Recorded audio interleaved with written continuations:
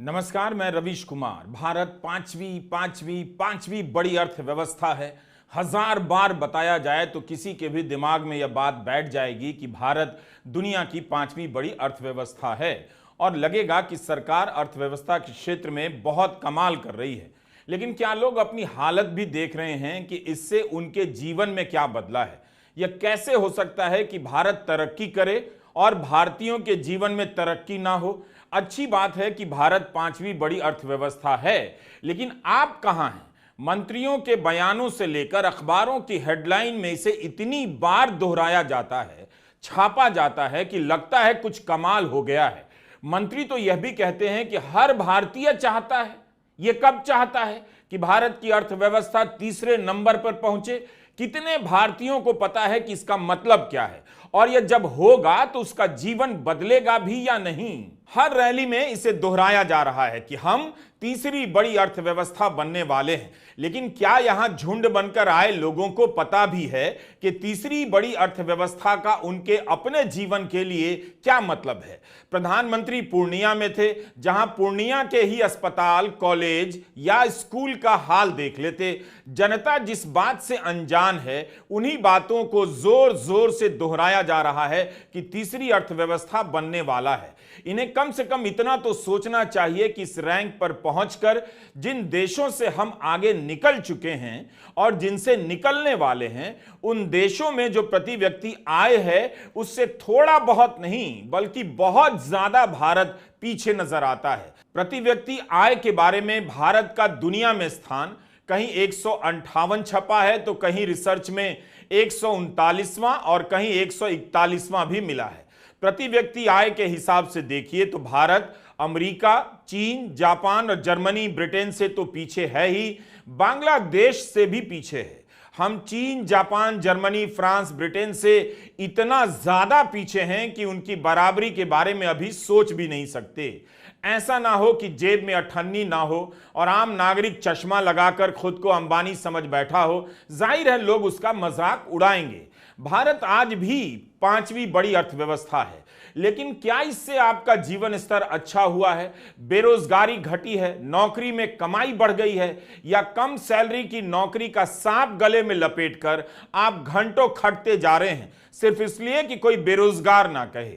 भारत आज भी पांचवी बड़ी अर्थव्यवस्था है, लेकिन क्या सभी को बेहतर इलाज मिल रहा है? भारत आज भी पांचवी बड़ी अर्थव्यवस्था है, लेकिन क्या सभी को पीने का साफ पानी मिल रहा है? यह चार खबरें आपके सामने रख रहा हूं। यूपी के एक जिले की है। लोग सीवर से परेशान हैं, गंदा पानी पीने के लिए मजबूर हैं। भारत आज भी पांचवी बड़ी अर्थव्यवस्था है, फिर क्यों 2018 के बाद 5 साल के भीतर 8.5 लाख से अधिक लोग भारत की नागरिकता छोड़ गए? भारत आज भी पांचवी बड़ी अर्थव्यवस्था है, फिर क्यों इसके ज्यादातर सरकारी कॉलेज पढ़ने लायक नहीं हैं? आप अपने जिले के किसी भी सरकारी कॉलेज को याद कीजिए और दिल से कहिए, क्या उसकी पढ़ाई का स्तर दुनिया की उन अर्थव्यवस्थाओं से बेहतर है जहां इस समय भारत के 13 लाख छात्र करोड़ों रुपए का लोन लेकर पढ़ रहे हैं? जब आज ही आप पांचवी अर्थव्यवस्था होते हुए खड्डे में जीवन बिता रहे हैं, तो तीसरी बड़ी अर्थव्यवस्था में क्या बदल जाएगा? कम से कम इतना तो पूछ लीजिए। इस 10 साल में आपका जीवन स्तर बेहतर हुआ होता तो आंकड़े ये ना कह रहे होते कि 25,000 महीने का कमाना भी हर भारतीय के लिए संभव नहीं। सरकार रोजगार और कमाई का आंकड़ा छुपाते ना फिरती। इंडियन एक्सप्रेस में अमेरिका के टफ्ट्स यूनिवर्सिटी के बिजनेस स्कूल के डीन भास्कर चक्रवर्ती ने एक लेख लिखा है। भास्कर बताते हैं कि भारत में जो काम करने वाले हैं उनमें से 46.6% को ही काम मिल रहा है, जबकि दूसरे उभरते हुए देशों में काम करने वाले लोगों में से 70% को काम मिला हुआ है। मतलब एक देश है जहां जितने लोग काम चाहते हैं उनमें से 70 लोगों को काम मिला है, और एक भारत है जहां 100 लोग काम चाहते हैं तो उनमें से केवल 46-47 लोगों को काम मिला है। भास्कर लिखते हैं कि यह आंकड़ा भी सुहाना सुनहरा लगता है, सच्चाई इससे भी बदतर हो सकती है। आज का यह वीडियो पूरा देखिएगा और बार बार देखिए समझने के लिए कि पांचवी से तीसरी बड़ी अर्थव्यवस्था होकर भी आपका क्या होगा। क्यों इस पर बार बार जोर दिया जा रहा है? बीजेपी के संकल्प पत्र में लिखा है कि पिछले 10 वर्षों में भारत को 11वीं से 5वीं बड़ी आर्थिक शक्ति बनाया है। अब हम भारत को तीसरी सबसे बड़ी आर्थिक शक्ति बनाने की गारंटी देते हैं। जीडीपी से भी इंसानी जीवन का हर पहलू पता नहीं चलता है। इसके आकलन के भी कई तरीके हैं। मोटा मोटी बात यह है कि देश में आप जो कुछ भी उगाते हैं, बनाते हैं, उत्पादन करते हैं और बेचते हैं, आयात करते हैं, निर्यात करते हैं, उपभोग करते हैं और निवेश करते हैं, इन सब का मोल कितना है, उसका कुल हिसाब जब जोड़ा जाता है तो उसी को जीडीपी कहते हैं।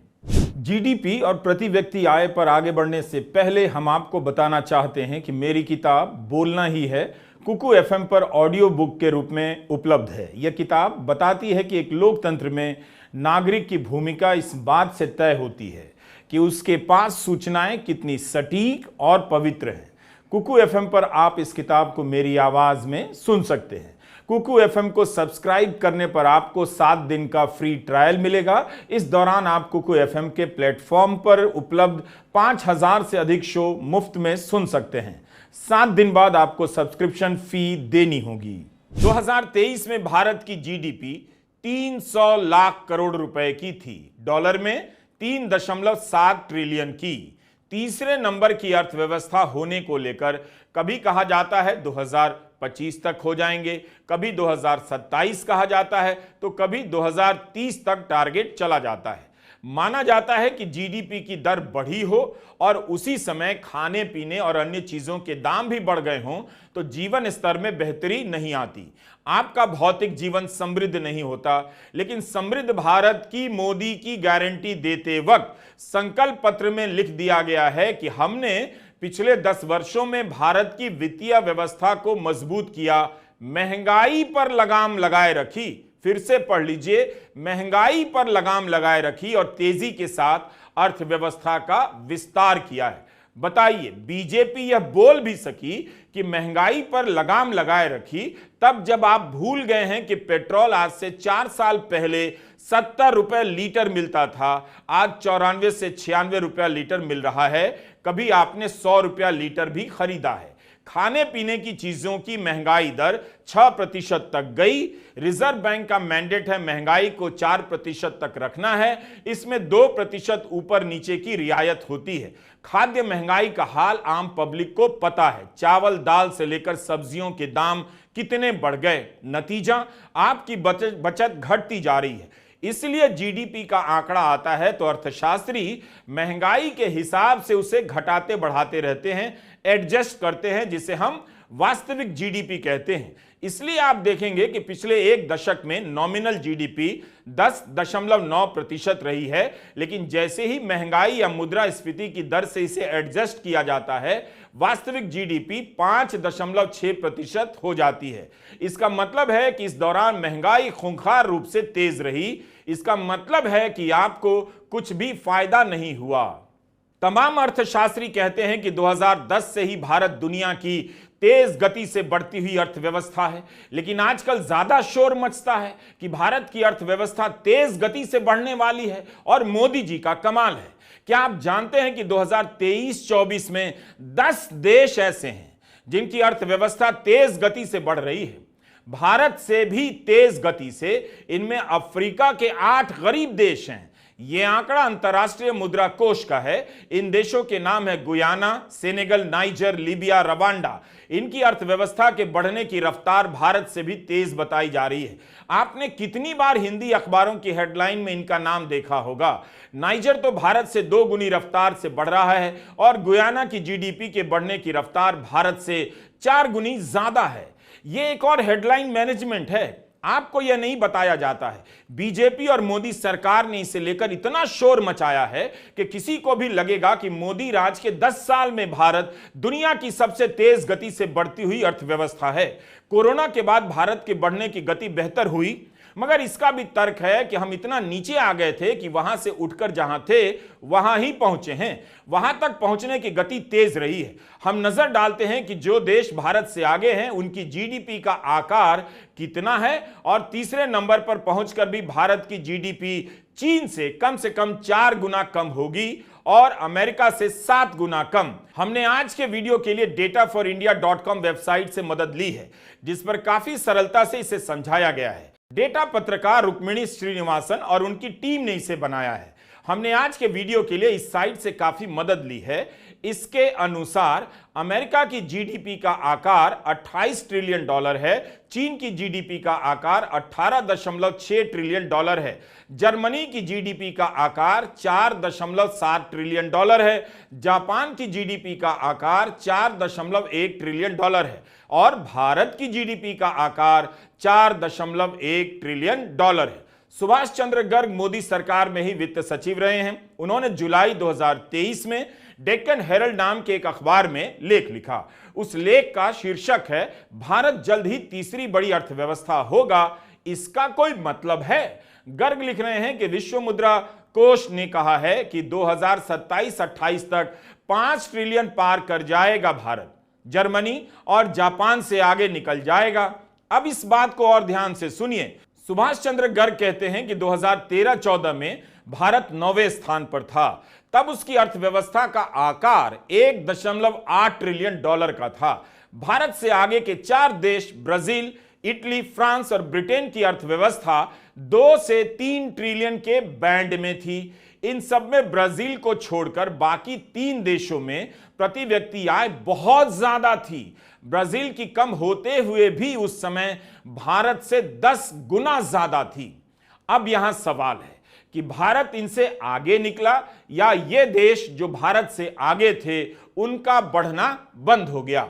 सुभाष चंद्र गर्ग लिखते हैं कि 2009 के बाद इन देशों की जीडीपी में ठहराव आने लगा, यहां आबादी घटने लगी और अब इससे अधिक तरक्की की संभावना नहीं थी। इनके उलट जो विकासशील देश हैं उनमें जीडीपी बढ़ रही थी। गरीब और विकासशील देश होने के बाद भी भारत 7% की दर से आगे बढ़ता है और 5वें नंबर पर पहुंच जाता है। इस समय भारत से आगे जर्मनी और जापान है, लेकिन जर्मनी और जापान में प्रति व्यक्ति आय भारत की तुलना में बहुत ज्यादा है। जर्मनी में प्रति व्यक्ति आय 48,000 डॉलर से भी ज्यादा है, जबकि भारत में प्रति व्यक्ति आय 2,500 डॉलर भी नहीं।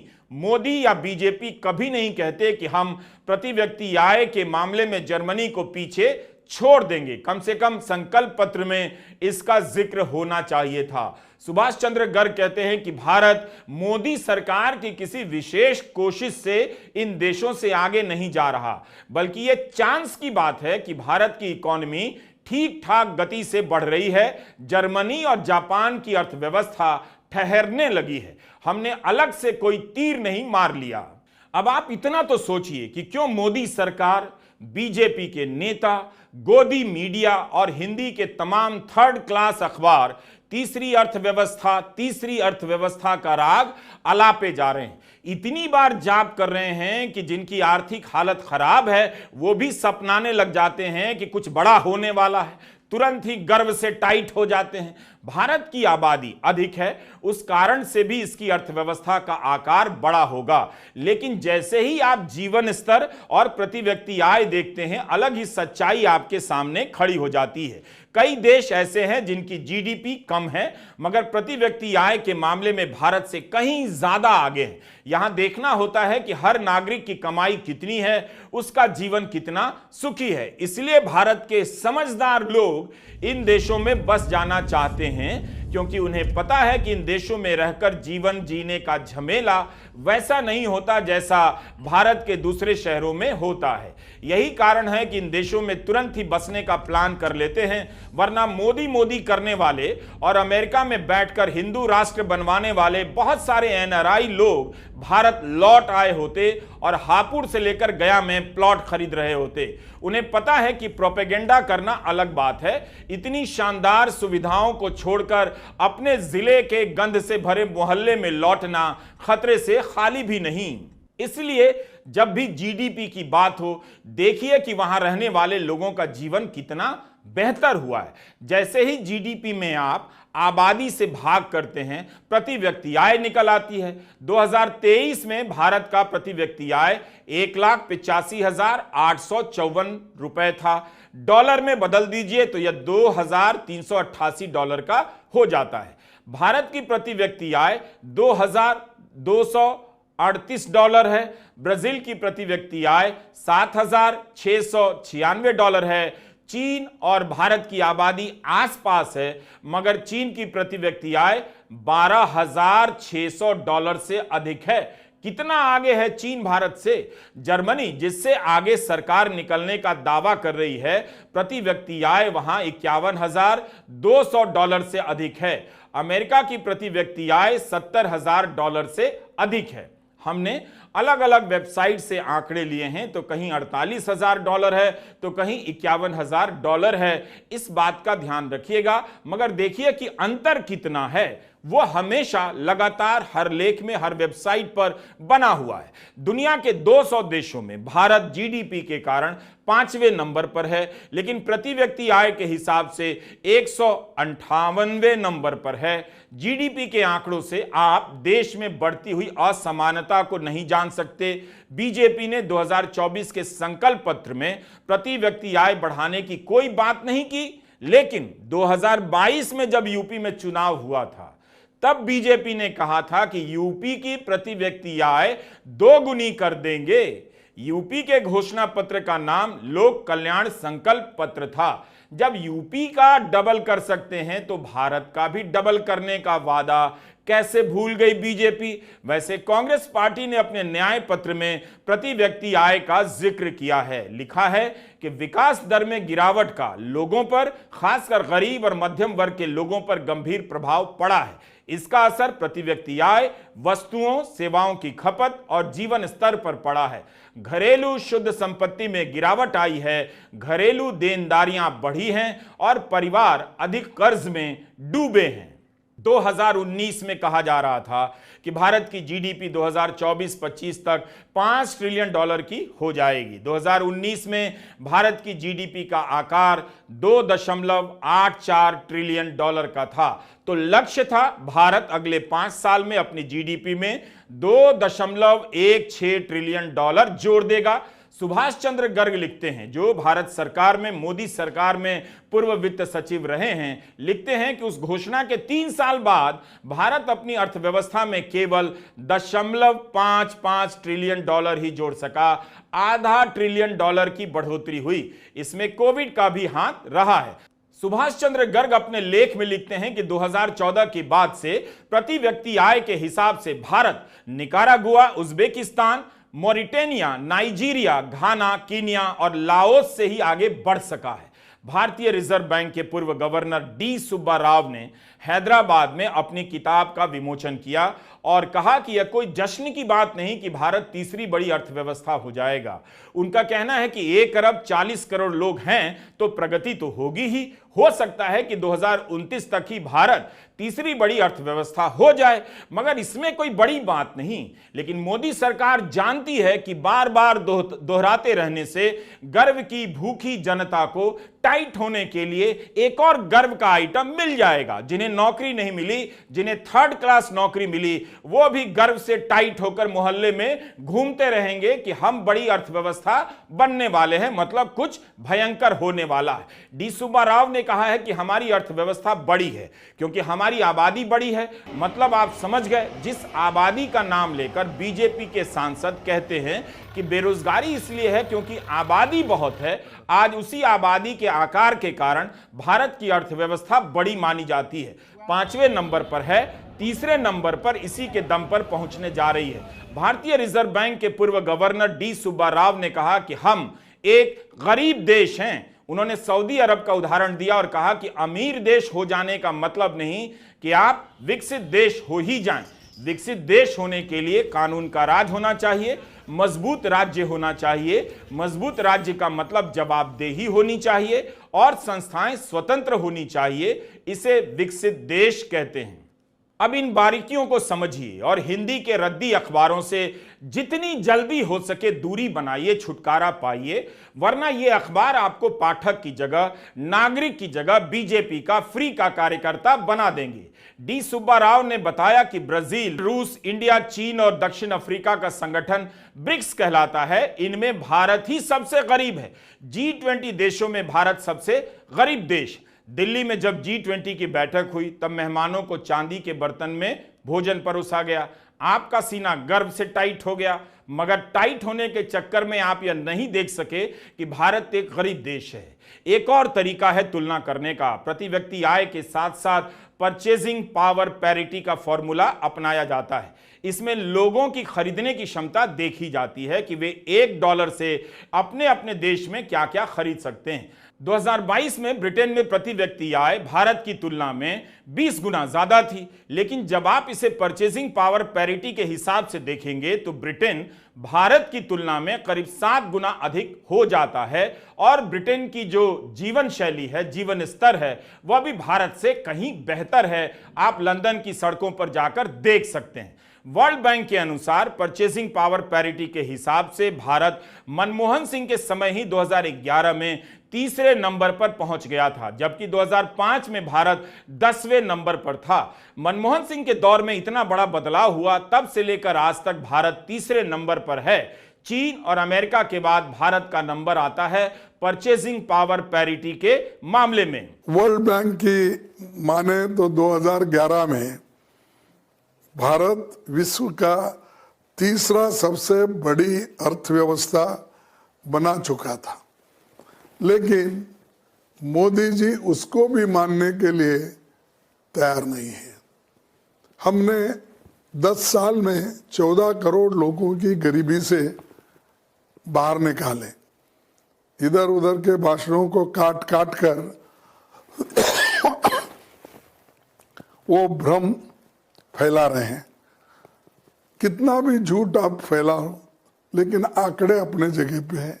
इतनी बार जीडीपी और 5वीं से लेकर तीसरी बड़ी अर्थव्यवस्था की बात होती है कि अब विपक्ष को भी इसे लेकर बोलना पड़ता है, वरना 2014 के पहले के दौर में ऐसी बातें खबरें बनकर छप जाती थी और खत्म हो जाती थी। रैलियों में और लगातार अखबारों में हेडलाइन नहीं बनती थी, क्योंकि नेताओं को भी पता था भारत की सच्चाई अभी नहीं बदली है।